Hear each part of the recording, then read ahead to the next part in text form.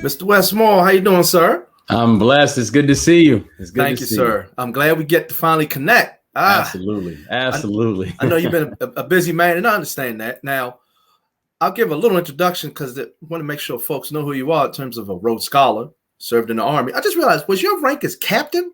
I was actually a first lieutenant, and I received a promotion in Afghanistan. So I became a captain while I was serving in Afghanistan. Well, there you go. And CEO of Robin Hood Foundation. And that was an anti-poverty organization. That was based in New York City? It was. So it's one of the largest poverty fighting organizations in this country. And even though it's based in New York, actually we invested millions of dollars right here in Maryland. But we focus exclusively on ending poverty and creating economic mobility in housing, education, food, transportation, criminal justice reform. And I was a CEO for 5 years.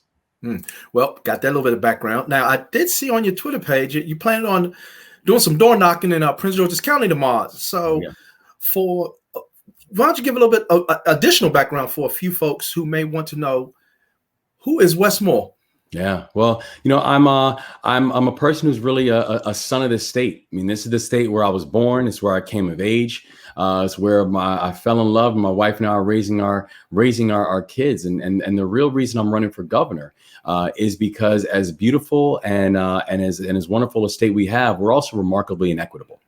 That we are a state that's one of the most affluent states inside this country, yet 45% of our children live in poverty.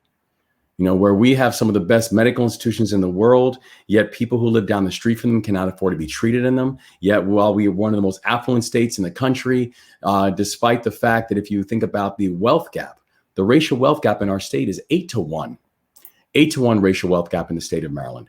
And so I'm running for governor because I believe that my unique background of being a chief executive in the private sector, being a chief exec, having run a successful small business in Maryland, being the chief executive of one of the largest nonprofits in this country, where during my time as CEO, we allocated close to $750 million towards the work, and being and also serving and leading troops in combat, that we have a unique opportunity right now to be bold and to be future facing in the policies that we put forward.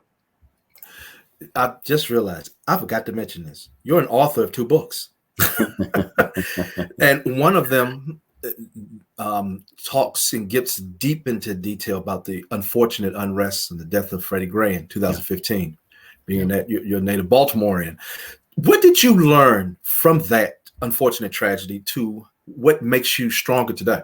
Yeah, the thing that I really learned about it was, when we spend so much time talking about what happened to Freddie that day, and we look at how, this is a 25-year-old young man who made eye contact with police, and an hour later he was in a coma, right? And we spend so much time correctly focusing on what happened in that hour where a young man makes eye contact with police and ends up with a coma and then dies a week later after he does not come out of the coma.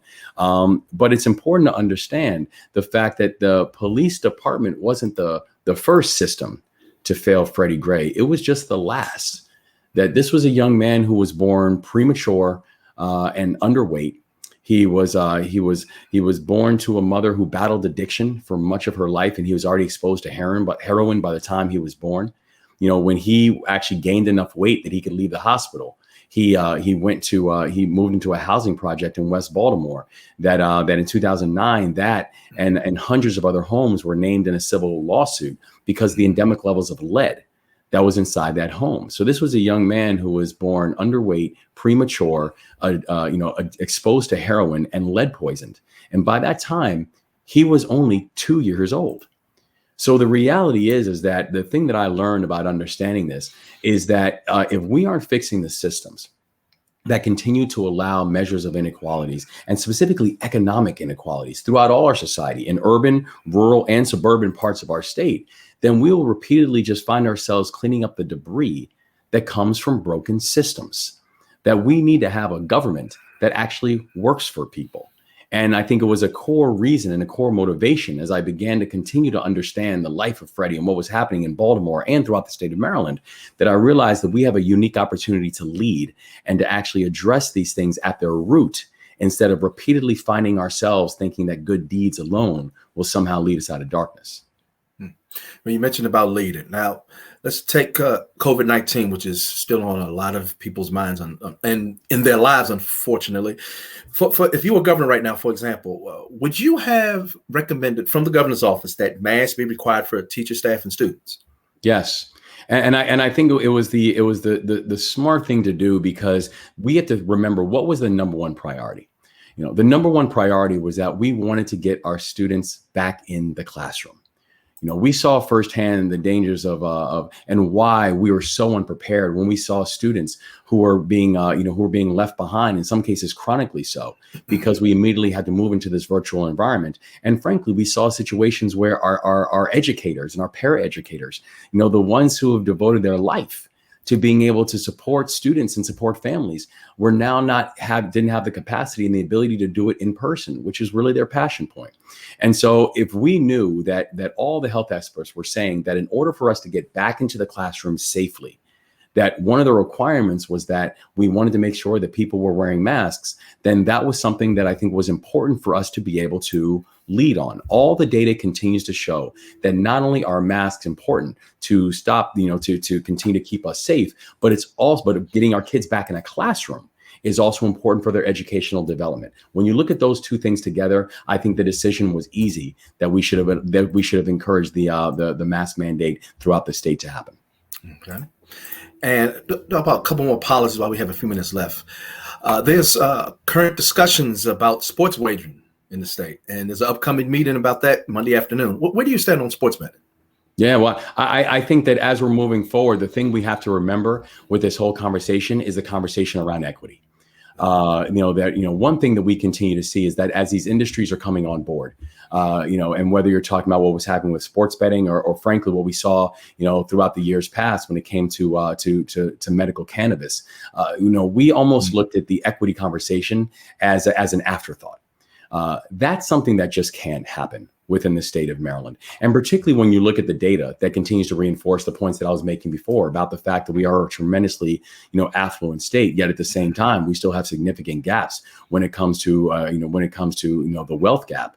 These are things that we have to be proactive and deliberate when it comes to thinking about how does equity fit into this conversation. And so I think as we continue to move forward and as we continue to move down the line, it becomes imperative that we actually add an equity lens into how we're thinking about this work. I would love to have some more time, but I don't want to hold it up. But two more questions I have, sir. Now, if you elect the governor, you mentioned equity. How diverse would a Wes Moore administration look? It would be the most diverse administration in the history of this state. And when I say that, that includes how we're thinking about everything from our cabinet secretaries to how we are thinking about our agency heads, that we need to have an administration that actually looks like the state of Maryland. And right now, we do not have that. If you look at how the current cabinet actually looks, in no way, shape, or form on any diversity measure are we there. And so I think particularly as we're looking at the new census numbers, the fact that we're very proud of the fact that the state of Maryland is now the first state in this country that is majority people of color. There's no reason why our administration should not look exactly the same way as we're thinking about the people who should be sitting in our seats, that we want an administration that actually looks like the state. And so my commitment is that in my administration, it is going to be an administration that actually looks like the state of Maryland. And frankly, it's going to be me leading in a way how I have always led throughout various sectors of the American economy. Well, before you go, sir, you're doing all this traveling. As I mentioned, you're going to Prince George's County. I see you in, was it Montgomery and Howard? You all over the place. We're hitting every single county. We are going to get to all 24 because that's exactly how I plan on governing. But when you get a few minutes to relax, you're human. How do you relax? You mentioned you have a family. Now, how many children you have? I have two children, a beautiful 10-year-old daughter and a 7-year-old son. When do you get a few minutes to relax? What do you get to do? Do you get to, ride a bike, shoot some hoops? Oh yeah, well, one thing that I and my kids love, and we're outdoors folks. Okay. And so whether it's hiking, whether it's fishing, whether it's, getting out on the water, I mean, we love being outside. And honestly, it's one of the reasons that we have loved this process. I mean, our family's having a ball.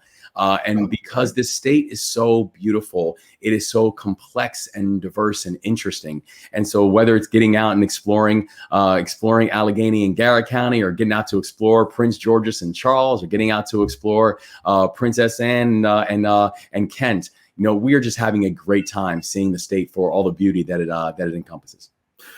Wes Moore, Rhodes Scholar, Army Captain. Thank you, sir, for your time. And good luck on the campaign trail, and be safe. Thank you. I look forward to seeing you again soon. Thanks so much. Take care now. Take care. All right.